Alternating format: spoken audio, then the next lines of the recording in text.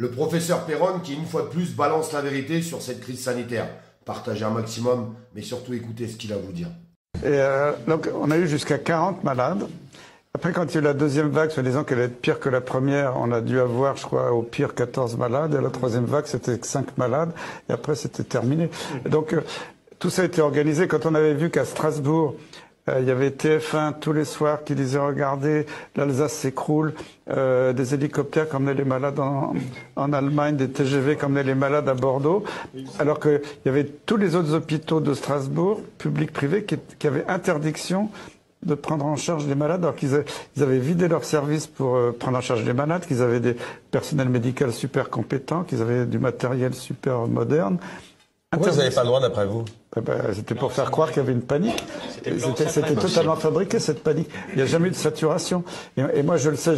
Un grand bravo au professeur Perron, parce que même 5 ans après, il faut continuer de dénoncer. Et c'est pour ça qu'il faut qu'on continue de partager en masse. Parce que si ça devait revenir demain, il faut que les gens comprennent ce qui s'est passé. C'est ça qui est super important. Même si, je sais, le gouvernement finira par l'insulter de menteur. Les médias finiront par l'insulter de menteur. Certains citoyens finiront par l'insulter de menteur, tristement et malheureusement. Je vais vous raconter une petite histoire. Pendant cette crise sanitaire, où j'étais très actif, des soignants m'avaient envoyé une vidéo pour justement dénoncer ce qu'il était en train de dire. Je pense que cette vidéo, d'ailleurs, à l'époque, vous êtes peut-être tombé dessus. On voyait des services qui étaient totalement bouclés, totalement vides, qui auraient pu accueillir des malades. Je me suis fait lyncher dans les médias. Il faut voir tous les articles qui étaient sortis à l'époque. On nous insultait de menteurs, on essayait de nous expliquer. Les médias avaient dit n'importe quoi, c'est des vidéos qui datent d'il y a 5 ans, 6 ans. C'est des vidéos que j'avais reçues sur mon WhatsApp avec des soignants qui me les avaient envoyées. Vous voyez ce que je veux vous dire? Le malheur, c'est qu'à l'époque, vous aviez une partie de la population qui était prête au moins à écouter et à entendre. Et après, chacun en faisait son analyse. Et malheureusement, il y avait tous les gens qui suivaient la propagande, cette propagande médiatique en fait, malheureusement. Il a lâché d'autres choses dans son interview. Je vous invite à aller la voir sur TV Liberté, parce qu'il y a des choses que moi je ne peux pas poster là, parce que je pense que ça ne passera pas.